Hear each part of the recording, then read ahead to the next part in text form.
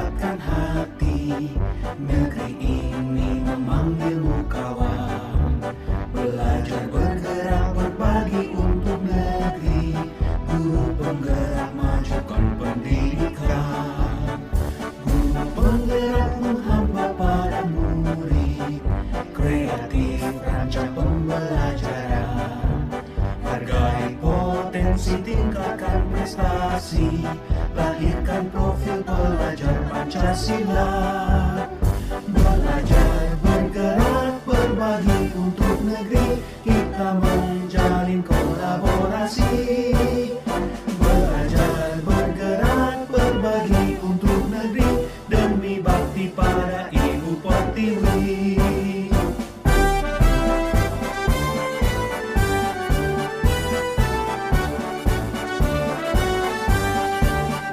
Bulatkan tekad, kuatkan hati. Negeri ini memanggilmu kawan. Belajar bergerak berbagi untuk negeri. Guru penggerak majukan pendidikan. Guru penggerak menghamba pada murid. Kreatif rancang pembelajaran. Hargai potensi, tingkatkan prestasi. Lahirkan profil pelajar Pancasila. Belajar bergerak berbagi untuk negeri. Kita menjalin kolaborasi. Belajar bergerak berbagi untuk negeri. Demi bakti pada Ibu Pertiwi. Belajar bergerak. Assalamualaikum warahmatullahi wabarakatuh.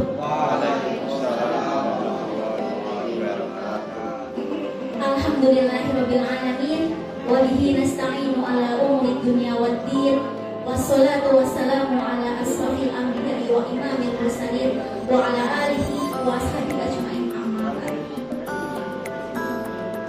Yang kami hormati Bapak Pengawas KKGPAI Kecamatan Nalungsari, Bapak Fatah Yasin, Magister Pendidikan. Yang kami hormati Ibu Kepala SDN 1 Karangmongko. Yang kami hormati Bapak Ibu pengurus KKGPAI Nalungsari serta teman-teman KKGPAI Nalungsari yang kami banggakan. Alhamdulillahirabbil alamin. Pada pagi hari yang cerah ini, Allah memberikan rahmat kepada kita sehingga kita semua dapat berkumpul bermuajah di sini dalam keadaan sehat, dalam keadaan iman, dalam keadaan Islam yang tidak bisa kita beli dan tidak bisa kita bayar apapun. Kedua kalinya salawat serta salam marilah kita haturkan untuk sang revolusioner zaman Nabi Muhammad SAW dengan bersalawat Allahumma sholli ala sayyidina Muhammad. Semoga kelak di yaumul qiyamah kita ada di barisan beliau, mendapat syafaatul utsmah dan bisa mendapat kenikmatan yang abadi. Bapak Ibu yang kami hormati, saya di sini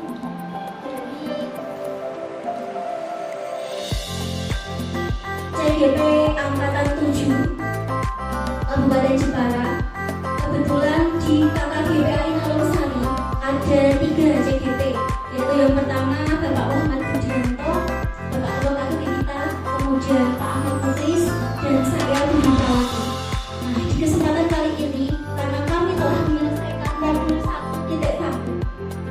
modul 1 PGP Pendidikan Guru Penggerak, maka kami memiliki tugas untuk mengimbaskan kepada komunitas kami, bisa komunitas sekolah maupun komunitas guru yang lain. Dan pada kesempatan kali ini kami mengimbaskan ke KKGPAI Nalungsari. Semoga pengimbasan pada hari ini berjalan lancar. Saya sama-sama belajar, panjenengan semua juga belajar, Pak Muklis juga belajar, sehingga Allah semakin membuka pintu rahmatnya pada kita. Karena memang yang namanya belajar itu mulai dari buayan, dari ayunan sampai liang lahat.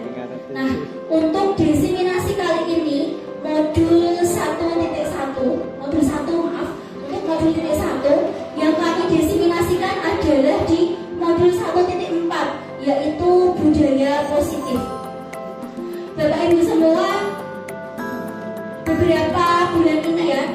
hampir 1 tahun terakhir pasca corona, ketika pemerintah itu mulai mengganti kurikulum kita menjadi kurikulum merdeka. Nah, budaya positif ini adalah salah satu materi dasar, materi penting di kurikulum merdeka. Nah, kita kemarin mengenal yang namanya profil pelajar Pancasila. Ada yang masih ingat profil pelajar Pancasila? Coba, Bumi, masih ingat Bumi? Profil pelajar Pancasila yang pertama.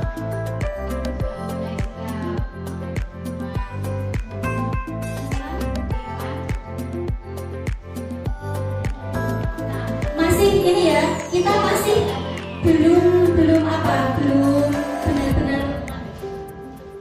bukan memahaminya, belum menghafal. Kalau memahami mungkin kita sudah tahu, cuman untuk menghafalnya karena ini hal yang baru. Iya betul.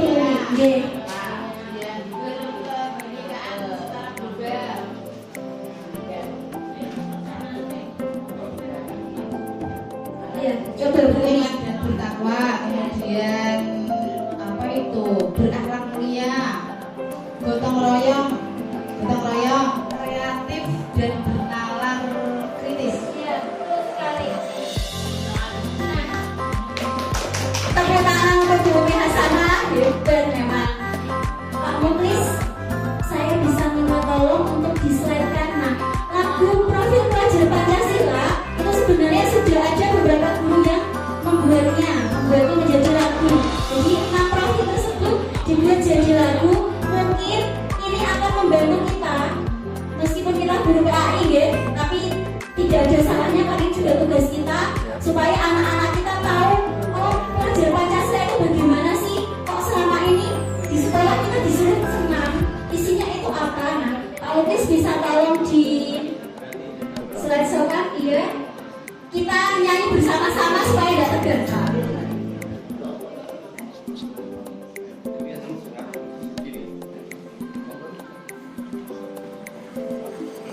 Bapak Ibu bisa berdiri semua, kita sambil nyanyi ya.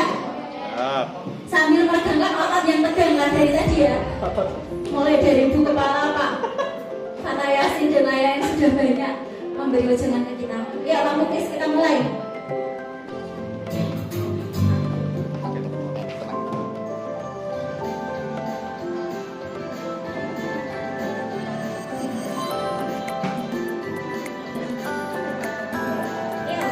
Belajar Pancasila, beriman dan bertakwa pada Tuhan Yang Esa dan berakhlak mulia, berlebihan total, tolong lagi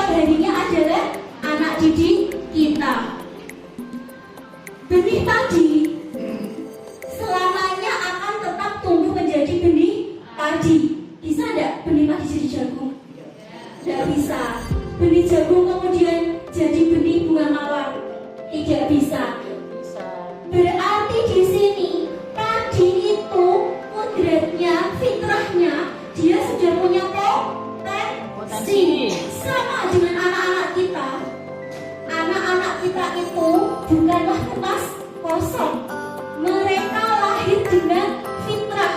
Fitrah itu kesucian, fitrah itu bisa diartikan potensi.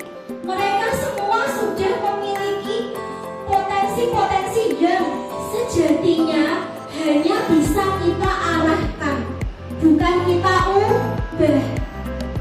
Nah, ini jadi pengalaman yang sangat berharga untuk saya ketika pertama kali saya pendidikan PGP. Saya baca modul 1.1 itu, saya menangis hampir berjam-jam. Kenapa? Karena saya merasa sangat bersalah kepada anak didik saya. Ya Allah, selama ini saya sangat dolim. Anak yang punya fitrah, punya potensi, kenapa banyak saya kekang?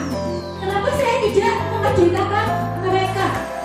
Di situ saya merasa ada luka di hati, tapi juga ada semangat. Mulai saat ini saya dan teman-teman berjanji akan mengembangkan potensi mereka, memerdekakan anak-anak, karena sejatinya pendidikan itu adalah memerdekakan. Kita itu bukan hanya menyampaikan ilmu, Bapak Ibu. Kita itu bukan hanya transfer knowledge, tapi kita itu adalah membangun potensi mereka, menjadikan anak-anak itu menjadi generasi yang merdeka. Yang tujuannya orang merdeka itu apa sih? Mencapai kebahagiaan yang setinggi-tingginya. Itulah merdeka belajar, itulah merdeka memerdekakan manusia. Lanjut.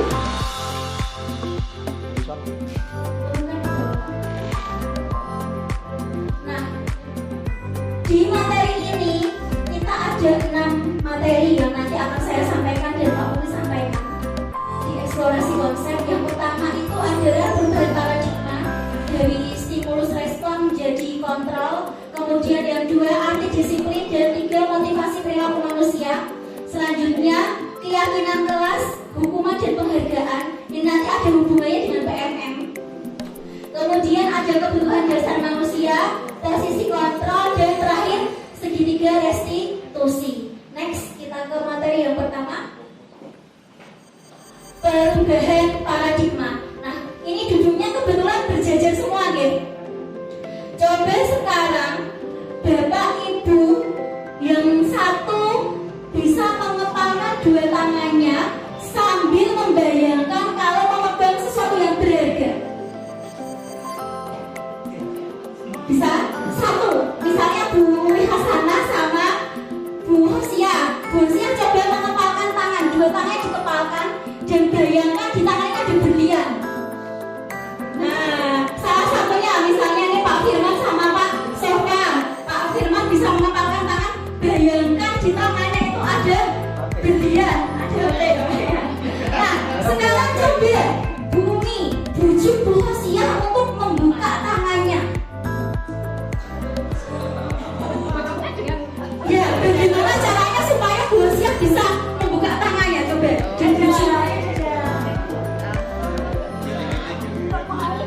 Nah, mau tidak kira-kira Bu Hosia membuka? Tidak. Coba sekarang Pak Firman, Pak Sofyan bujuk Pak Firman untuk membuka kepala tangannya. Nah, tidak.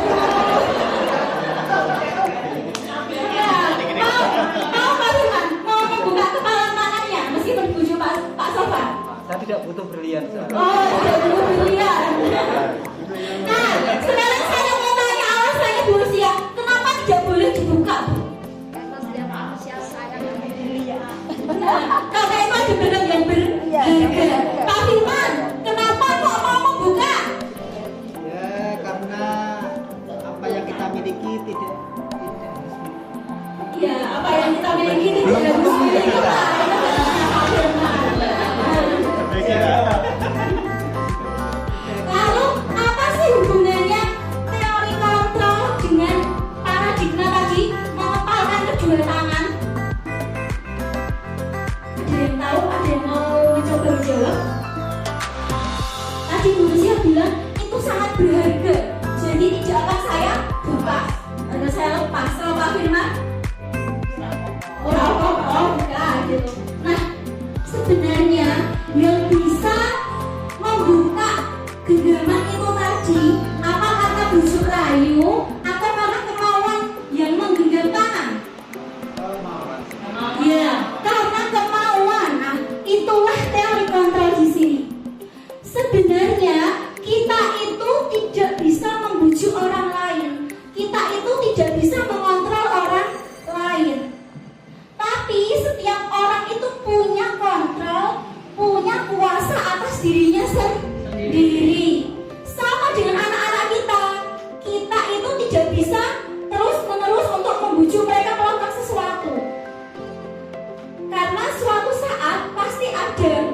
bom yang meledak karena mereka tertekan dibujuk terus, lama-lama anak-anak bisa berontak.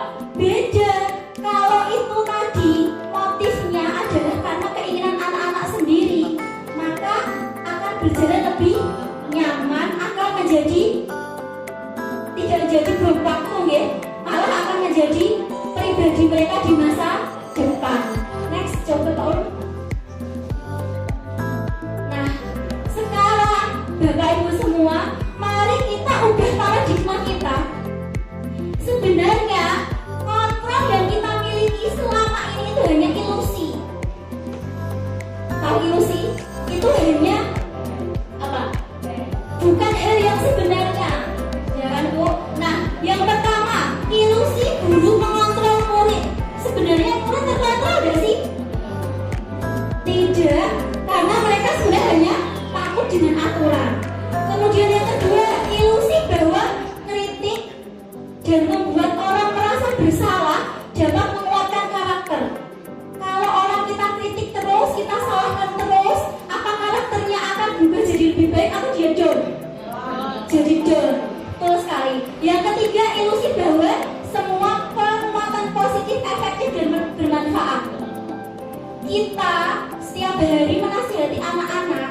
Kalau anak-anak tidak dari hati mereka, maka penguatan positif itu pun sia-sia. Dan yang terakhir, ilusi bahwa orang dewasa memiliki hak untuk memaksa. Jadi kontrol kita selama ini ternyata itu hanya ilusi. Lanjut Pak Ulum.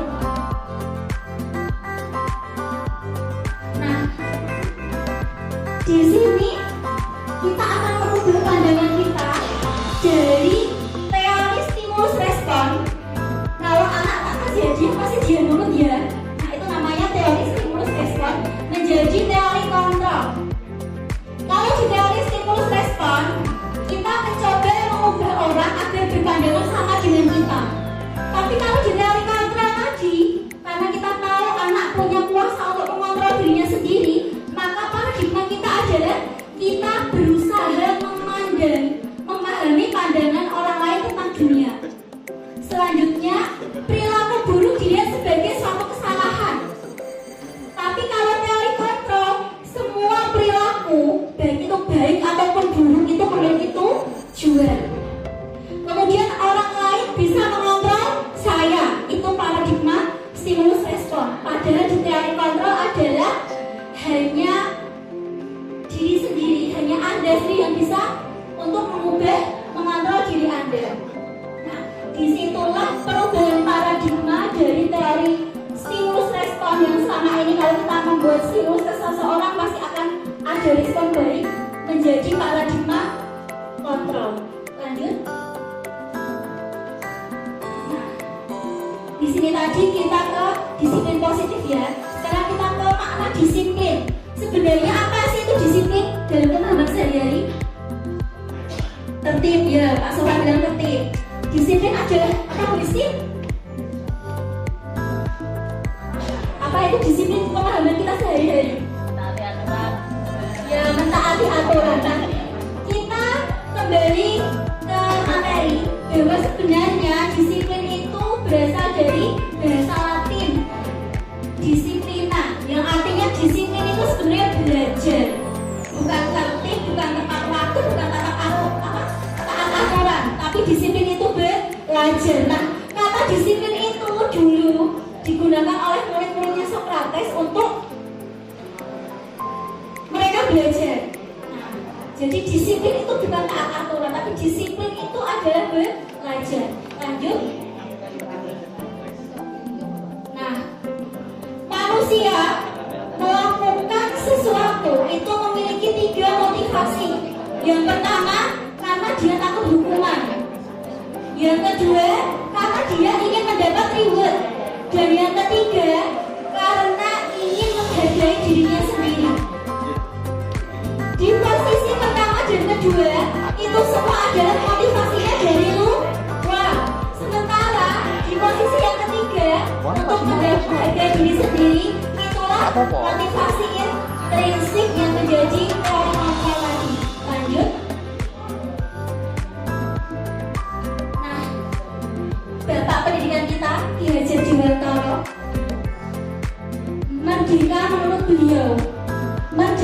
itu tidak hanya terlepas dari perintah, akan tetapi juga cakap buat memerintah diri sendiri.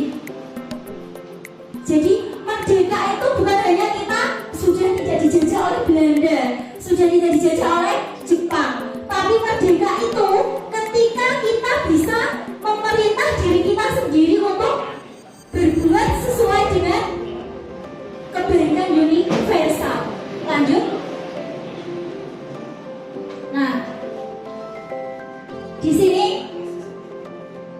kita di disiplin positif ini akan mengubah dari peraturan menjadi suatu keyakinan. Dari suatu keyakinan tadi timbullah lingkungan yang positif. Kalau lingkungan sudah positif, maka terciptalah budaya positif. Lanjut. Nah, sekarang antara keyakinan kelas, hukuman, dan penghargaan kelas. Kenapa sih tidak peraturan saja? Kenapa sih keyakinan? Nah, coba untuk yang pertama, mengapa kita memiliki peraturan harus menggunakan helm bila mengendarai kendaraan roda 2? Kenapa ada peraturan Pak Polisi kita harus wajib berhelm? Supaya apa Pak Zena? Demi keamanan. Nah, yang kedua, mengapa kita memiliki peraturan 3M? Memakai masker, kemudian menjaga jarak, mencuci tangan. Supaya apa? Terhindar dari corona, Bu Ani. Yang ketiga, mengapa kita memiliki peraturan harus datang tepat waktu? Kenapa harus datang tepat waktu?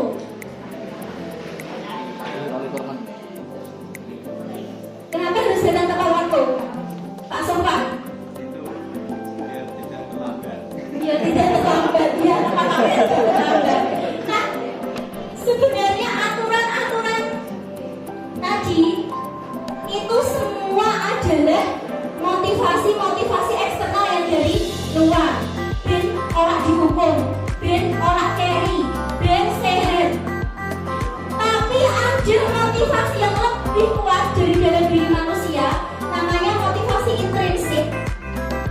Yang kita yakini, kalau kita meyakini kalau Allah itu satu, selamanya sampai mati iman ada di hati, ya kan? Sama ketika anak-anak kita meyakini suatu kebaikan itu juga selamanya menancap di hati mereka hingga akhir hayatnya. Lanjut Pak. Nah, ini sejalan dengan topik 10 PMM yang nanti juga akan kita bahas ya di KKP ini, tentang keyakinan kelas dan kesepakatan kelas. Selama ini Bapak Ibu guru PAI pernah membuat kesepakatan kelas atau peraturan kelas? Pernah? Pak Iwan? Belum. Selama ini yang membuat kesepakatan kelas adalah guru kelas ya? Iya, guru kelas. Nah, kita coba sebenarnya kesepakatan kelas itu bukan hanya milik guru kelas, tapi guru PAI juga bisa membuat. Dan kesepakatan kelas dari teori kontrol tadi namanya bukan kesepakatan kelas lagi, tapi keyakinan kelas. Kenapa keyakinan? Agar diam ini diterapkan dan tidak membuat luka di hati anak-anak. Kalau peraturan biasanya ada sanksi, telat 12.000 ya, telat disuruh keliling lapangan, telat disuruh buang memungut sampah di lapangan. Tapi kalau keyakinan kelas, di situ tidak ada reward, tidak ada punishment. Karena ternyata reward dan punishment itu menyakiti anak-anak dan akan terbawa sampai mereka tua. Tapi ketika keyakinan tanpa reward, tanpa punishment, dan keyakinan itu dari dalam diri mereka, dari hati mereka, maka tidak akan membawa luka. Dan jadilah generasi yang merdeka. Itu tujuan utama kita. Lanjut. Nah, ini nanti yang sejalan dengan PMM kita untuk aksi nyata PMM-nya adalah untuk kegiatan keyakinan kelas. Nah, bagaimana sih cara membuat keyakinan kelas? Yang pertama, kita meninjau kembali aturan kelas yang ada.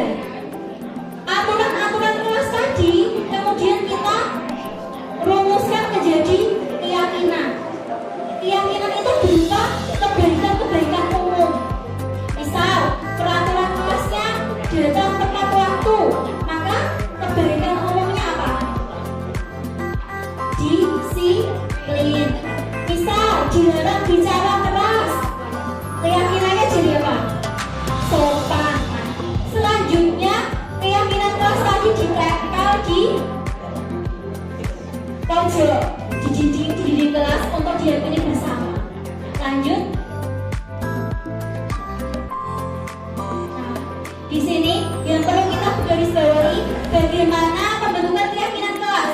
Yang pertama berupa pernyataan universal, kemudian dibuat dalam bentuk positif, tidak boleh ada kata negatif.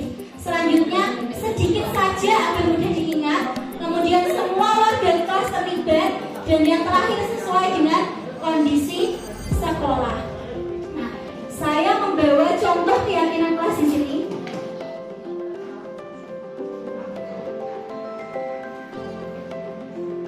Nah, Bapak Ibu, saya membawa contoh keyakinan kelas yang telah kami buat. Sebenarnya ini saya yang buat. Kalau di sekolah saya sudah membuat 2 keyakinan kelas di kelas 3 dan 5. Meskipun kita guru PAI, kita bisa membuat keyakinan kelas di pelajaran PAI kita. Itu semua untuk mempermudah kita mengontrol anak-anak. Anak-anak bisa mengontrol dirinya sendiri, maksud saya. Nah, di keyakinan kelas ini nanti kita membuatnya dengan kalimat-kalimat positif, dengan kata-kata yang singkat saja. Anak-anak, apa sih yang kita yakini dalam kehidupan ini? Nah, kalau di sini coba saya membuat yang pertama religius, artinya penuh iman, beriman dan bertakwa, kemudian disiplin, toleransi, peduli, dan terakhir cinta lingkungan. Itu keyakinan kelas yang saya contohkan. Kemudian setelah keyakinan kelas ini dibuat, nanti ada yang berkomitmen di sini, ditandatangani sama Bapak Ibu guru dan anak-anak satu kelas. Kemudian kita tempel, kita foto, bisa kita jadikan aksi nyata, kita unggah di PMM. Sebenarnya sesederhana ini untuk kita buat aksi nyata gitu. Aksi nyata topik 10 Bu. Bisa di kelas 1 sampai 6 bisa semua. Lanjut. Nah, selanjutnya setelah kita membuat keyakinan kelas, di hari berikutnya yang kita lakukan itu adalah mendalami keyakinan kelas kita. Ada 2 model yang bisa kita gunakan, yaitu dengan tabel Y dan tabel P. Nah, sebagai contohnya, nilai keyakinan hormat. Di dalam nilai keyakinan hormat ini, kami meyakini bahwa sangat penting untuk menghormati semua orang dan barang milik orang lain. Nah, kalau kita analisis dengan tabel Y, kalau perilaku hormat, apa sih yang kita dengar? Kalimat apa yang kita dengar kalau orang itu saling menghormati? Coba sih. Kalau yang hormat, misalnya anak-anak kalau mau mengejar sesuatu bisa bilang, boleh saya pinjam pensilmu? Atau kalau mau masuk kelas yang lain bilang, assalamualaikum Bu, izin masuk kelas, atau bertanya begitu. Dimulai dari kata permisi terlebih dahulu. Ya, bagus sekali. Tepuk tangan untuk Bosi. Nah, di situ kalau kita hormat, di situ pasti terdengar keseharian anak-anak. Permisi, terima kasih, maaf saya boleh pinjam. Nah, karena saling menghormati. Kemudian terlihatnya seperti apa suasana kelas kalau saling menghormati? Seperti apa? Coba Pak Inwan.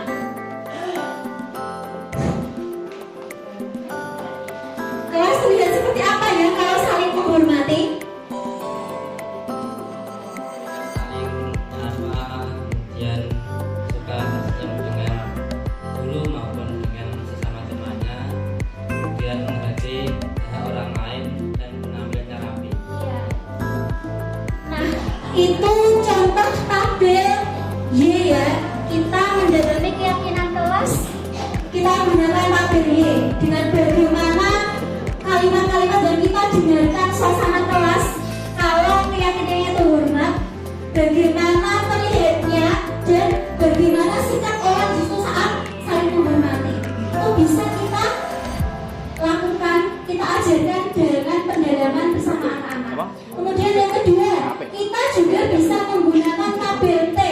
Tabel T itu tampak seperti dan tidak tampak seperti. Coba, kalau perilakunya hormat, itu tampak seperti apa? Ayo, siapa yang menjawab?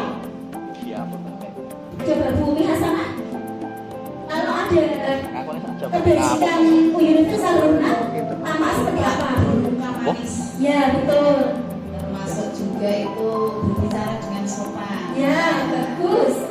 Tidak berkata-kata ya. Iya. Berkata sopan dan bersikap santun. Ya. Bersikap santun terus saling menyapa. Ya betul sekali. Terus tidak tampaknya?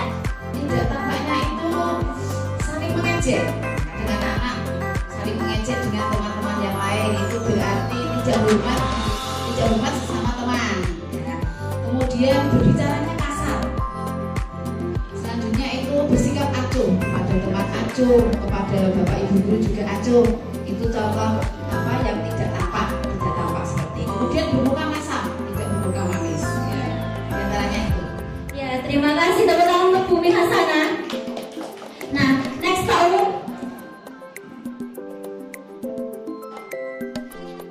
Nah di sini kita akan mencoba mengubah peraturan menjadi suatu keyakinan. Yang pertama, selalu kembalikan buku ke tempatnya. Apa kira-kira keyakinannya? Rapi, ya bisa. Kemudian dilarang mengganggu orang lain. Apa keyakinannya? Saling menghormati, betul sekali. Kemudian hadir di sekolah 15 menit sebelum pembelajaran dimulai. Apa? Disiplin, wah, hebat. Kemudian dilarang melakukan kekerasan. Saling menghormati, ya. Kemudian dilarang menggunakan narkoba. Religius bisa, keselamatan bisa, kesehatan bisa. Kemudian bergantian atau menunggu giliran. Maksudnya disiplin, hebat. Lanjut gunakan masker. Kesehatan, jangan berlari di kelas atau koridor.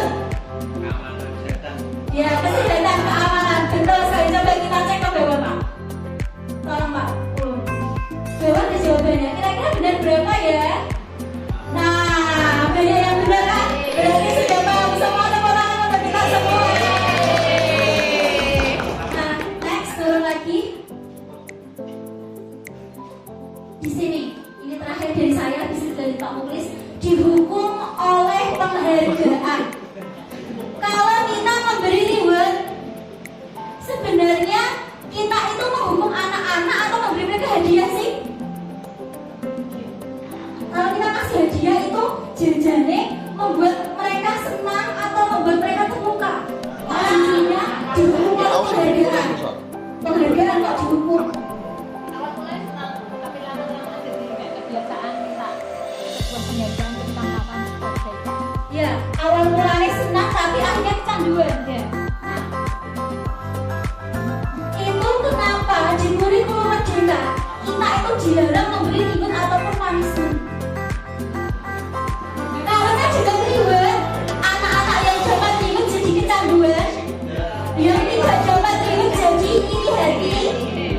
Kalau punishment, anak-anak yang kita kasih punishment itu akan terluka hatinya sampai dewasa jadi ngecek. Mentalnya kena mental dan sana segalanya. Itu kenapa kok dihukum oleh penghargaan. Jadi sebenarnya kita tidak perlu memberi reward atau punishment secara fisik untuk anak-anak.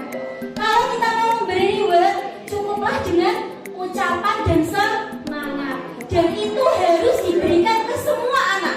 Jangan pilih kasih. Dumeh kok 100 terus. Wah hebat, Mbak Naila 100 terus. Terus yang dapat 50, pilih sih. Orang tahu sinau. Nah, itu yang melukai anak dan terngiang-ngiang sampai mereka dewasa. Jadi sudah paham ya? Dihukum oleh penghargaan Pak Pengawas. Ternyata kita memberi ke anak itu kita menghukum mereka. Kita melukai mereka. Nah,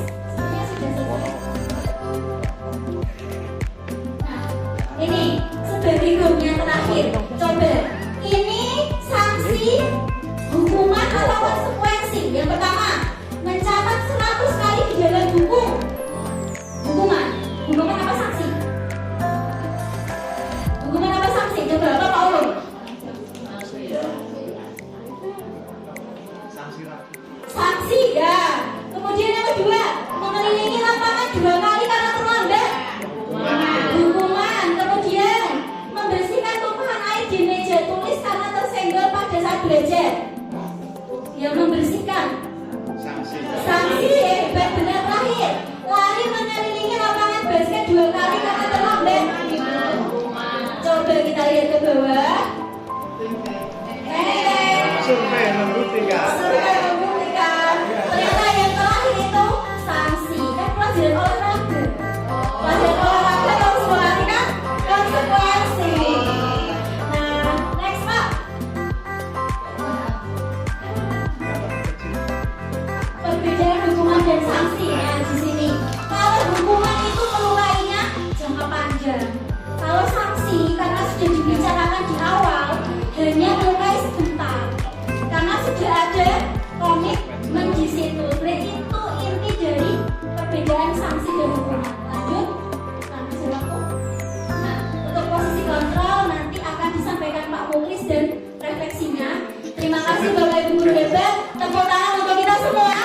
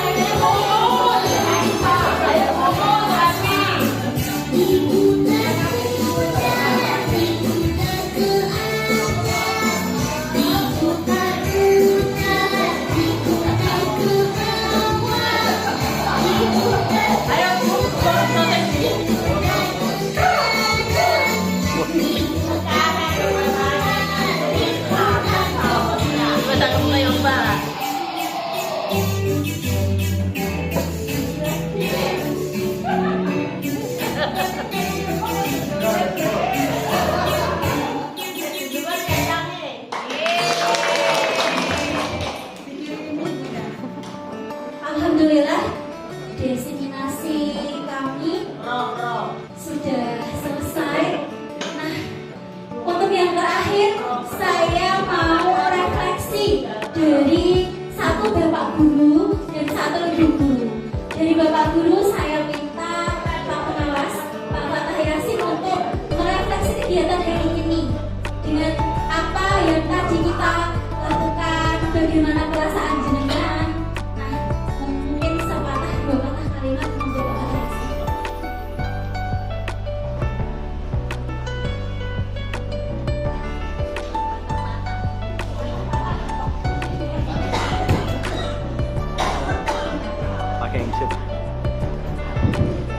Assalamualaikum warahmatullahi wabarakatuh.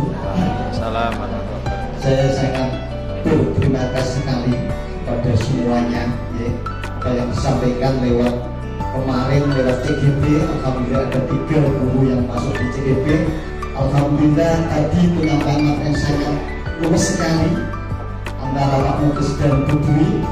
Saya hanya menggarisbawahi ketika tadi disampaikan dengan perubahan paradigma kontrol, kita betul-betul disuguhkan dengan bagaimana kita bisa berdiri di dalam kita mengajar. Ini trik kita, psikologi kita bangun bagaimana menghadapi siswa kita. Tadi disampaikan logika di bulan menyampaikan itu bisa tahu ngirim apa aja paling dia mau dosa ngirimnya oke. Dan terus ketika yang disampaikan dulu tadi, kita tidak boleh ribut, tidak menghukum punishment, tidak boleh. Tapi kalau bingung piamba, bagaimana kita bisa membangun ketika kita mengajar betul-betul di KBM itu kita teori, tapi kok betul-betul kalau kita hadapi betul-betul kita terus sekali. Kita harus bisa menyikapi lebih-lebih kita kepada anak siswa didik kita. Kalau kita terkati tidak bisa. Kita harus tahu itu anaknya siapa, bapaknya dari mana, pekerjaannya apa. Kita tangkap anak itu dengan sepenuh hati. Kalau saya mau sebagai apa yang disampaikan oleh Bu Dwi, ya, membangun paradigma tadi apa? Teori kontrol. Itu sangat menyentuh sekali. Kita harus bisa itu. Teori ini gampang, tapi melakukannya. Contoh tadi, saya akan menyangkang dari yang disampaikan oleh Pak Muklis. Antara ada penyampaian itu ada berapa persen, persentase berapa persen. Tapi ketika bawaan dari seorang guru keras, antagonis mau kira apa teh? Bukan, tapi syukuran beringasan. Angel. Tapi kalau kita belajar dari kegiatan yang saya mau buat beringasan dari kata ngomong harus ada yang saya bisa belajar itu. Tadi yang disampaikan contoh dari Pak Imano itu bahasa tubuh. Kita harus bisa membaca body language siswa. Kita bisa membawai body language jenengan. Contohnya Pak Yasin harus diberi ngamuan, bisa. Kita harus bisa menjiwai betul di dalam KPM. Orang teori tak boleh gak ribet. Orang oleh biaya, bukan teori biaya. Jadi ambil mulai ditunggakin, muka sukses. Anak bisa termotivasi lah bukan? Kita kan teori kabel, tapi kita harus betul-betul menjiwai tadi lewat guru penggerak apa yang disampaikan sangat mantap sekali. Mudah-mudahan ke depan kita bisa di dalam KPM bisa menjawai sekali, bisa betul-betul menatap anak itu kondisinya seperti apa. Kita ngantuk, kita kondisian pembuatan. Ngantuk dibisoi tadi kira. Terus kita betul-betul psikologi kita. Kalau manusia pulang yang tadi makan terus di masalah bu. Mamanya pulang kini sekitar halus, tapi punya masalah yang saya. Mamanya, Pak ini jatuh tempo angsuran belum dibayar. Saya tidak tahu. Pak TBE jebol mau kena ada masalah. Tapi ketika tidak bisa menjiwai, membawa bodi kita dengan bodi liquid, saya sudah teman-teman SD matanya berbentukan. Kita harus menjiwai betul di dalam KBM. Bisa kasar-kasar jenengan. Seapi-api uang mesti ono LRE. Saya LRE uang mesti nanti begitu. Terus kita menjiwai di dalam KBM kita anak, ya. Tolong betul kita tak betul, ya. Saya ucapkan terima kasih. Tolong lepas dari jenengan itu sudah masuk CGP dan yang belum besok kalau dibuat gelombang, ya, daftar. Dan yang mudah-mudahan yang sudah masuk Pak Budi CS, Pak Muklis, Pak Dwi, tolong disampaikan seperti ini. Dan terus kegiatan kakak ini betul-betul ada matang yang ini. Orang mendadak SKP, mendadak ini praktek betul. Apa nanti di dalam KBM apa gitu? Ada yang bisa saya sampaikan. Terima kasih sekali. Waduh untuk ilmu. Aku jadinya pakai Pak Budi masalah pakai waktu ini. Terus untuk ilmu tambah kata. Lo itu betul. TGP atas itu ketika kita bedah betul-betul menyentuh sekali. Aku tuh ilmu orang langsung tak kali Pak Budi. Orang-orangnya ribet, orangnya hukuman, wes. Tapi lapangannya angel. Assalamualaikum warahmatullahi wabarakatuh. Terima kasih Pak Yasin. Untuk selanjutnya saya minta ke depan untuk mengungkapkan perasaannya setelah tadi kita belajar sikap positif. Mulai dari jam berapa tadi? Jam 11. Ya, perasaan setelah tadi kita di sini sama-sama di Jagri Pak Muklis. Monggo. Setelah tadi budaya positif yang kami sampaikan, perasaan yang ada. Ya, terima kasih. Setelah tadi yang disampaikan oleh Bu Dwi dan Pak Muklis, perasaan saya sangat bisa diungkapkan sangat senang, sangat bahagia, sangat bangga dengan materi yang tadi yang disampaikan oleh Bu Dwi.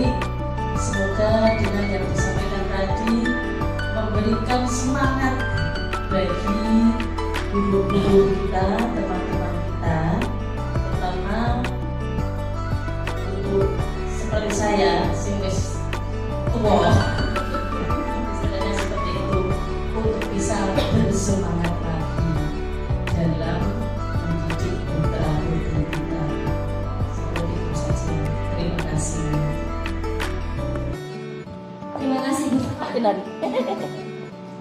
Nah, teman-teman yang berbahagia, sekian dari kami, semoga sedikit membawa manfaat bagi kita semua, terutama bagi saya, Pak Muklis, Pak Budi, CGP. Tetap doakan kami, semoga